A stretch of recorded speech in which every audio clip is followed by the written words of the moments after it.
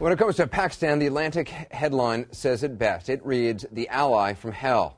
Those 4 words top a terrifying piece of reporting by Jeffrey Goldberg and Mark Ambinder, because Pakistan is a nuclear-armed ally, an ally whose officials loudly denied Osama bin Laden was in their country, even though he was hiding near a major Pakistani military outpost. An ally that gets offended when American experts raise serious concerns about nuclear security. One Pakistani official saying, quote, "Of all the things in the world to worry about, the issue you should worry about the least is the safety of our nuclear program."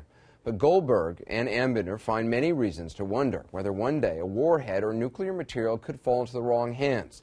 Weapon components, they report, are sometimes moved around the country in vans like these with little or no security surrounding them. They cite an American intelligence source who says the Pakistanis aren't just toting around parts in these vans, but at times fully assembled warheads. In a moment, former White House Homeland Security Advisor Fran Townsend and Fareed Zakaria on the larger national security implications. But first, my conversation with the Atlantic's Jeffrey Goldberg. In terms of its nuclear arsenal, how much confidence should the U.S. have that that the arsenal is secure? The U.S. should have confidence that the people around the nuclear arsenal are among the best Pakistan has to offer. They have a very professional service guarding the nukes. The problem is twofold. One, Pakistan itself is not a stable place. And what the deep American worry is that the state itself will disintegrate. A second worry is that we have seen repeatedly that the Pakistani military, Pakistani intelligence services, are penetrated by people who are sympathetic or outright members of organizations like the Taliban. And so when you're, for instance, moving nuclear weapons from one place to another, which is how the Pakistanis hide them from, among others, the Americans, when you're moving those, if you have someone inside who's going to tell you, at so-and-so hour on so-and-so road, there is a truck with fissile material, with material that can be used for, say, a dirty bomb, then you've got a real problem, and that's what people worry about. And you've learned information about how they are moving their nuclear arsenal. Like any country with a nuclear arsenal, they have multiple ways they can move these devices and components of these devices from place to place.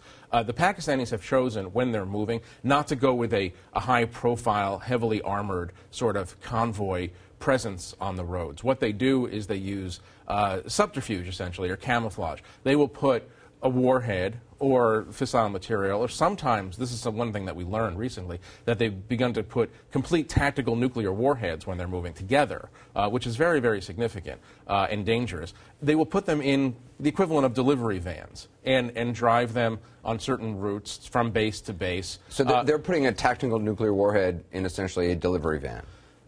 There's no other way to say it, yeah. Particularly in a country where there have been attacks in allegedly secure cities. In Rawalpindi, and there have been attacks in Musharraf, assassination attempts that clearly seem to indicate some level of inside knowledge. There was, right after the Abbottabad raid that killed Osama bin Laden, there was a raid on a Pakistani naval base outside Karachi. The Taliban figures who got into this base held it for about 18 hours.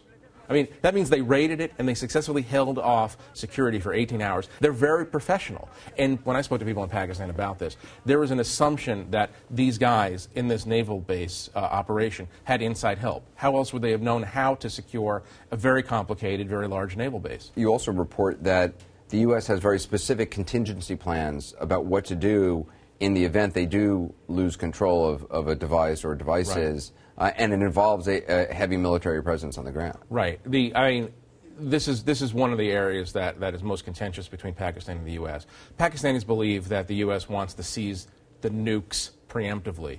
The U.S. would, of course, like Pakistan to be nuclear free, but it has no plans of going in there and just taking the nukes. But the U.S. is worried about disintegration of the state, about Taliban being able to go steal a nuke or steal some nuclear material. And so there are a lot of plans on the shelves. Different components of the U.S. military have different plans to go in, if necessary, and go secure these nukes. And it's obviously one of the most sensitive things that the U.S. military might be called upon to do. Do they know how many nukes there are? That's one of the problems. One of the problems is the U.S. only has an approximate guess. It's believed that Pakistan has somewhere between 100 and 120 different nuclear devices. Now, of course, when the nuclear devices are kept separate, when the warhead is in one place and the fissile material, it becomes even more complicated. And another thing, it's believed by nuclear proliferation experts, non-proliferation experts, and U.S. intelligence that Pakistanis are trying to grow their nuclear arsenal. They're trying to build more nukes.